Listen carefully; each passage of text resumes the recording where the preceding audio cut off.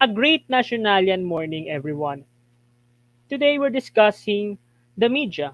The media has played a great role in the human society, from the horses or those who delivered information to the general public, and to the human word or the modern word of delivering information through the internet.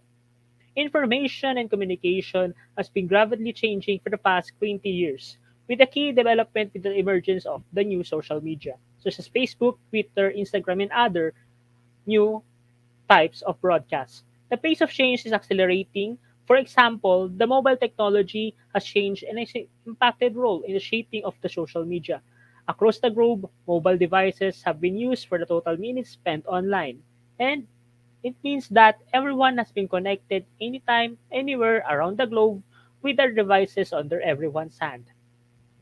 A study by the New York Times Consumer Insight Group revealed that the motivation of those who participated on social media shared that they always have the desire to share valuable, entertaining content to others and to define themselves and to nourish relationships with everyone through their friends online.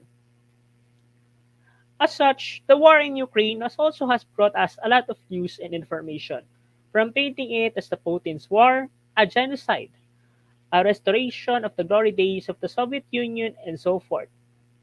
However, we haven't really talked about the other side of the story, that the war in Ukraine has been a terrible desire for everyone.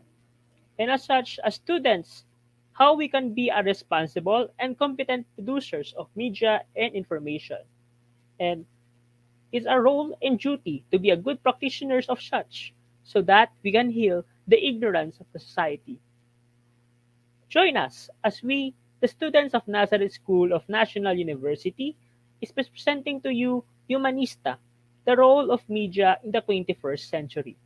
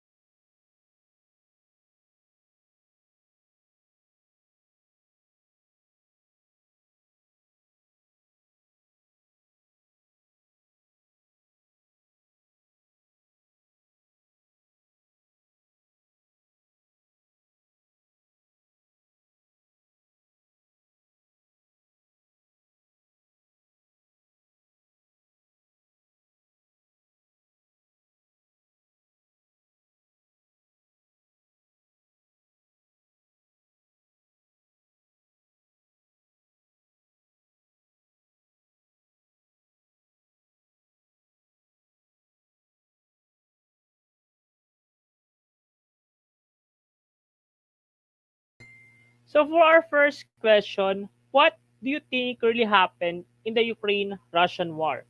Miss Aurige, what do you think happened in Ukraine-Russian war? I personally think that both of the countries just wanted to protect their country or sovereignty, and most importantly, their people. That's why both Ukraine and Russia became aggressive when they think that the other country tried to attack them. Thank you, Ms. Aurigue. Ms. Arnaiz, what do you think happened in the Ukraine-Russian war? After watching the video presented, I find out what really happened in the Ukraine-Russian war. So the invasion really began on the morning of February 24, when Putin announced a special military operation to demilitarize Ukraine. And minutes later, airstrikes hit across Ukraine, including their capital, and shortly followed by a large ground invasion from multiple directions. Thank you, Ms. Arnaiz. Mr. Timbre, what do you think happened in the Ukraine-Russian war? I think that yeah, both country was just trying to protect their country. But I think that Vladimir Putin declared the war between Russia and Ukraine because he said that he was just trying to protect their country, especially the Russian citizen. But the fact that he was trying to invade the Ukraine and the Ukraine country claims to have discovered proof of war crimes perpetrated while under Russian rule in Bucha and other towns in surrounding Kiev. 4 million people have fled Ukraine as a result of Russian strikes on population centers. And I think that this is one of the most controversial and worst day for them, especially those all people who affected a lot during this war between Russia and Ukraine. Thank you, Mr. Timbre. And now let's proceed with the second question. Do you believe that Russia is the aggressor in this war? Mr. Kenichi, Uh, yes, being a powerful country and one of the advanced country compared to a small country, Ukraine. thank you, Mr. Kenichi. Ms. Aurige, do you have the same opinion with Mr. Insela? Yes, in terms of detonation, I believe they are. Thank you, Ms. Aurige. And to Mr. Egwak, have you have the same opinion? Probably I would say yes. Russia is the one who declared to invade the Ukraine. So, and we all know that Russia is bigger than Ukraine. So, yeah, I would agree that Russia is the aggressor of this. Thank you, Mr. Egwak. Ms. Arnaiz, say yes or a So, no? so I also believe that Russia is the aggressor since they first invaded Ukraine. Since Ukraine wanted to join NATO, which Russia saw the enlargement of NATO as a threat to their security. Thank you, Ms. Arnaiz. And lastly, Mr. Timbre, do you think Russia is the aggressor in this war? I probably say yes, and the fact that whenever time they try to attack or to invade other countries just to feed themselves and to protect their country, which is the Russia. Thank you, Mr. Timbre. So now we will present the video on the Professor Mersheimer theory or the Ukraine theory, which said that what happened now is because of the years of United States and NATO ignoring the Russian request for not expanding the membership of the countries of North Atlantic Treaty Organization and putting Ukraine into another membership with the NATO means that Russia has put into place or mind that the only way to solve the problem of Ukraine ascension to the NATO is declaring war against them. So let's hear Professor Mersheimer, a professor University of Chicago and a well-known political scientist.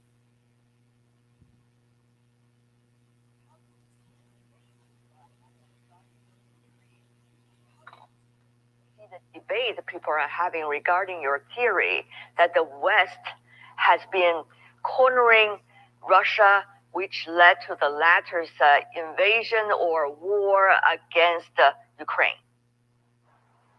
Well, I think that in the West, especially in Europe and the United States, the mainstream media rejects my argument almost completely. Uh, and instead of blaming NATO and the West for precipitating this crisis, they prefer, for obvious reasons, to blame Vladimir Putin. I would note to you, by the way, if you look at the Western Hemisphere, the United States has a Monroe Doctrine. The United States does not believe that countries in the Western Hemisphere have a right to have their own foreign policy. During the Cuban Missile Crisis, when I was young, we did not believe that Cuba had the right to invite the Soviets to put missiles in Cuba. The same basic principle that the United States applies in the Western Hemisphere is the one that the Russians are applying vis-a-vis Ukraine. The Russians view Ukraine becoming a part of NATO as an existential threat. This is why, going back to April 2008, Putin drew a line in the sand. He said, this is not going to happen. This is a threat to our survival. And everything that has happened since then fits that basic paradigm. Now, here's the thing, you keep on saying existential threat, but now the question is, who would be able to come into the brain of President Putin to understand exactly what's the definition of existential threat? He thinks that the idea of NATO on Russia's doorstep in Ukraine presents a military and political threat that is simply unacceptable. So I think in this case, there's not much question what he means when he says it's an existential threat. Now, I will point out to you that there are a good number of people in the West who say that it's not an existential threat, that NATO's presence in Ukraine does not threaten Russia's survival. My response to them is, I don't care what they think. The only thing that matters is what Vladimir Putin thinks. And if Putin and his lieutenants think it's an existential threat, we ought to be very careful in dealing with him. All right. Because he has thousands of nuclear weapons.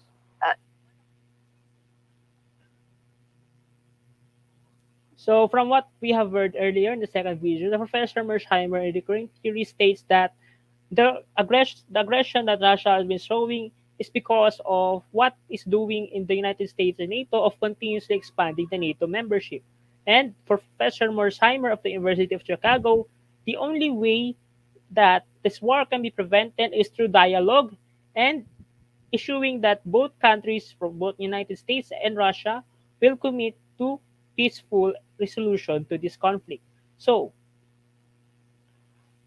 our question for today, or the question number 3 is, do you think Professor Mersheimer points are valid in this issue? Miss Aurige? Yes, I do think it is valid because Russia truly becomes aggressive only when they feel like they are being cornered by these specific countries. And that made me think that them starting a war between Ukraine is just a self-defense for their jurisdiction. Thank you, Miss Aurige. Now let's go to Mr. Encela. Do you think Professor Mersheimer points are valid? Uh, Her point is a valid, but let's check the background. The reporter is from India, no ally of Russia together with China and North Korea. We need to check the facts and not based on a 7 minutes report. Thank you, Mr. Encela. Now let's go with Mr. Timbre. Do you think Professor Mersheimer points on the Ukraine theory is valid? I think he was right and he has a point since Putin was thinking that it was NATO's doorstep through Ukraine and an existential threat for their country. That's why I think that is the main reason why Putin trying to invade the country Ukraine. Thank you, Mr. Timbre.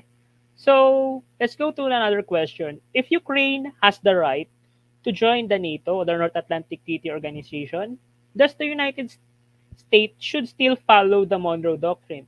To clarify, Monroe Doctrine means that there should be no foreign foreigners on Latin America as a whole, the whole Americas, not just the United States only. So, do you think that US should still follow the Monroe Doctrine? Mr. Timbre, what's your opinion on this matter? I think yes, they should still follow the Monroe Doctrine because I think it is one of the most important things for their country, and especially this is the one that they use to prevent and to protect their country from others. Thank you, Mr. Timbre. Now let's hear Miss Anais. What do you think on this question? In my standpoint, if Ukraine has the right to join NATO, US is not already following the Monroe Doctrine since you have mentioned that it states there that US cannot interfere with European affairs. So to put it simply, Ukraine is the largest country in Europe after Russia. So Russia wants the West to rule out NATO membership for Ukraine and pledge not to deploy forces in the Eastern Europe. Thank you, Miss Arnaiz. So for her, um, the question isn't valid because the Monroe Doctrine is based on the Americas, while the affairs of Ukraine is based on the Eastern Europe front. However, it doesn't say that the Latin Americans, or let us say that the United States have continuously interfered in the elections in the Latin Americas. They have overthrown at least 25 elections or at least influenced them to elect candidates which is pro-American. So that's the question is. So I don't, for me, on my opinion, if the country United States is pursuing the right of self-determination of countries, then they should not also interfering the affairs of other nation, no matter what the security guarantee or the political position of the presidential candidates in the other countries' election. They shouldn't be interfering on the affairs of other nation. Just just my 2 cents on this question. Now, let's go to question number 5. Have you felt the effects with the war in Ukraine? For example, the oil price hike, yung mga gas, and other commodities such as wheat. Ms. Arnaiz, have you felt already the war? So there are some people na hindi talaga naniniwala na may effects sa country natin yung war between Russia and Ukraine since Philippines nga is far from those countries. However, the effects are really visible, lalong-lalo na nung bandang February 2022.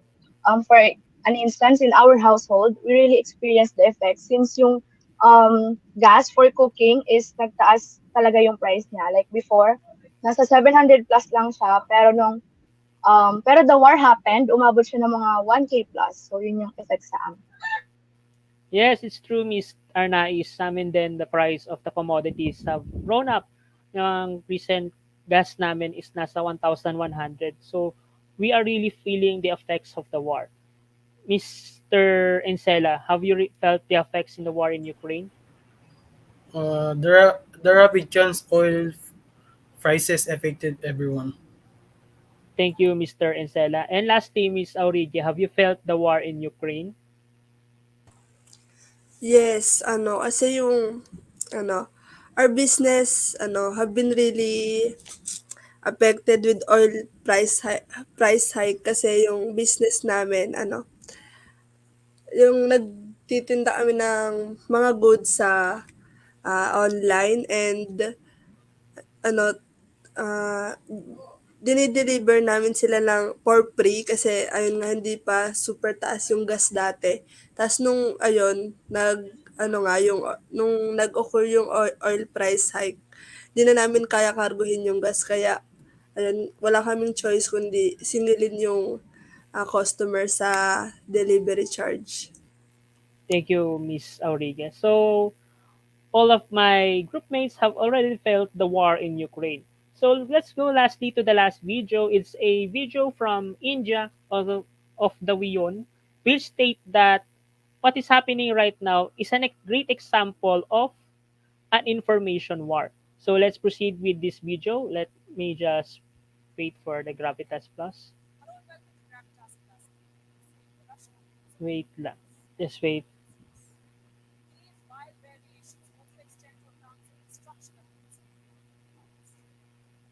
Okay. So I'm gonna play the video now.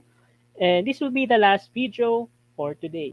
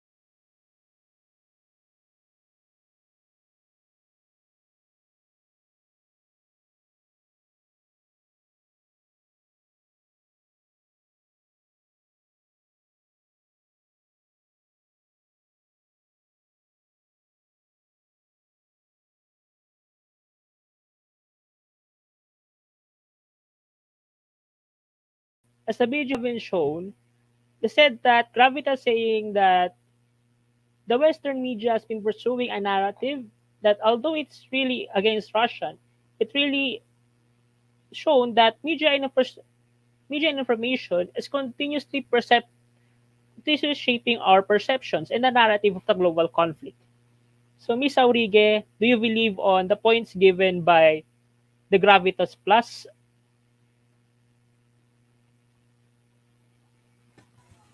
Can you repeat the question?